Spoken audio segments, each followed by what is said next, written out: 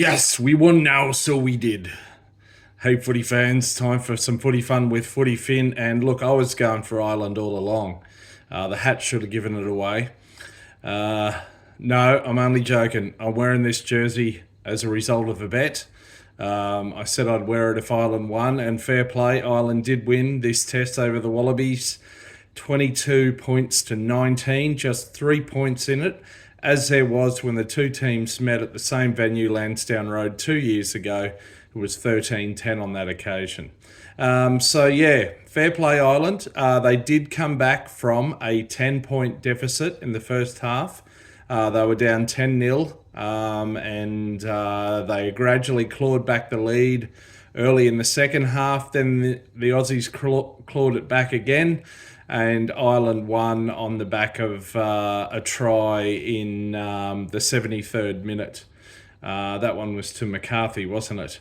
Anyway, fair play. Look, good contest. I did tip Ireland to win. Incidentally, 22-19 or 19-22, 1922 being the year that the Irish Free State was created. So there you go. Maybe there's something in that. Bit of history for you. But yeah, look, well played, Ireland. And let me just say this. In October last year, Australian rugby was at pretty much an all-time low, getting beaten by Fiji in the pool stages. With all due respect to Fiji, it wasn't the first time we've ever lost to them, first time in 60 or 70 years, but then being thrashed by Wales 40 points to 6, bowing out, not even making the knockout stages of the Rugby World Cup for the first time ever. Fast forward now to where we are, and the Wallabies have come quite a long way, and particularly over the last couple of months, I would say. So just on a month ago, Australia was sitting 10th in Rugby World rankings. They did have a chance after beating England and Wales to potentially finish this tour as high as 6th. They didn't quite manage that. They lost the last two tests on the tour, and now sit in 8th. There are implications there looking ahead to the next Rugby World Cup, but maybe I'll go on to that later in this video if I remember to do that. Look, I'm not going to pour over and analyse the game play by play or in great detail. A couple of quick observations off the top of my head. I mean, what would I say? Australia are number 8 in the world. 1 month ago, they were 10th. They're playing the number 2 ranked team, Ireland, at home in Dublin.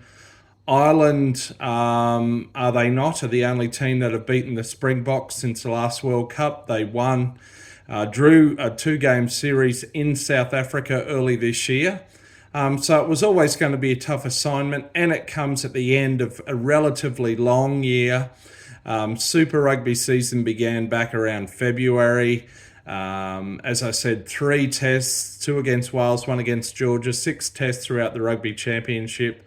Then this was the 4th test on this tour. Now it's summer holidays and cricket season for the Wallabies for a while.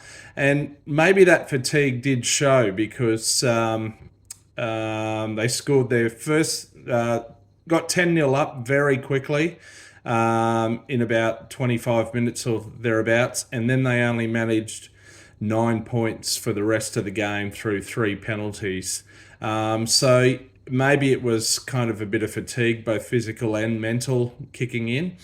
Look, a couple of brief talking points, not going to dwell on them, but a lot of people, including Irish fans, I think, on Irish channels, have suggested that there should have been a yellow card early in the game. I think that was when the Wallabies got their first penalty. I think it was McCarthy on Rob Valentini. So by the standards that have been applied in international rugby over the past couple of years, I reckon that was a yellow, but hey, I'm not going to dwell on it. Teniela Tupou made a stunning break through an intercept late in the first half. In the end, I think he bamboozled himself and sort of tried to do something fancy like he did in that Rugby World Cup pool game last year with a fancy pass. Out wide on his left were Joseph Su'a-Ali'i and Max Jorgensen with heaps of pace. was probably too far to ask a prop to, throw a pass out there, but maybe he could have towed it forward for one of them to chase through. Jorgensen in particular is very fast. If it was Angus Bell or Fraser McWright, we've seen them tow balls through before. Anyway, it wasn't to be. I feel like there was one other one. It's not coming to mind at the moment. But yeah, look, Ireland did well. Ireland had an off day, and their line out is quite a mess. And I've seen some Irish fans call for the sacking of Paul O'Connell, who's their coach in that department at the moment. Look, I don't have an opinion on that. All I'd say is that you can be a legendary player, doesn't necessarily translate into you being a great coach. But hey, I don't have any informed view on that other than that. So it should be said, though, that Ireland, by some of their standards in recent times, were having a bit of an off day. Look, a good contest. And as I said in my previous video, that's what I was hoping for. I did tip an Irish win. I was just hoping it would be competitive. In theory, the Wallabies could have won it with the last play of the game, like they did against England 3 weeks earlier. But on this occasion, it wasn't to be. So fair play, Ireland. That is the end of this tour. As I say, the Wallabies are now on holidays. Go to the beach, watch a bit of cricket or whatever. Go and chill out in Bali or wherever the hell they do. Some of them are probably hanging around to check out some of the pubs in Dublin and elsewhere in Ireland. They'll regroup. Look, overall, I will plan to do another video to just assess overall the Wallabies season. As I said earlier, they've had 3 + 6 + 4, 13 tests this year. And certainly things are looking far from perfect, but a lot better than they were 13 months ago in that dismal Rugby World Cup.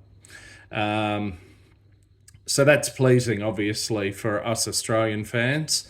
I was going to come back to the rankings. So it is very important. I forget the cutoff, but it's kind of important for Australia to finish in the top 6 in terms of seeding and the draw for the next Rugby World Cup, which will be in Australia, of course, in 2027.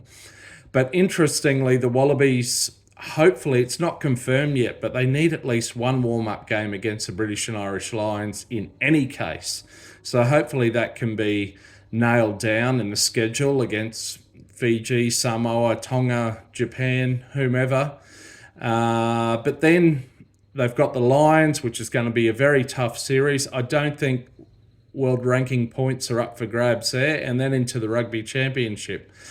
So the pressure is on in that respect. But hopefully they can find their way back into the top 6 in time for the seeding and the draw for the next Rugby World Cup. Anyhow, look, I think, as I said, this is sort of just off the cuff thoughts. I don't think there was anything else of major significance that I want to say. Please, if you like, or if you think you might like this video, hit the thumbs up. Please subscribe. Thanks for watching this far. And thanks for those who have commented on the channel. And look out for my wrap of the Wallabies for this year 2024. But until next time, you might find me around the middle of a rolling mall. See ya.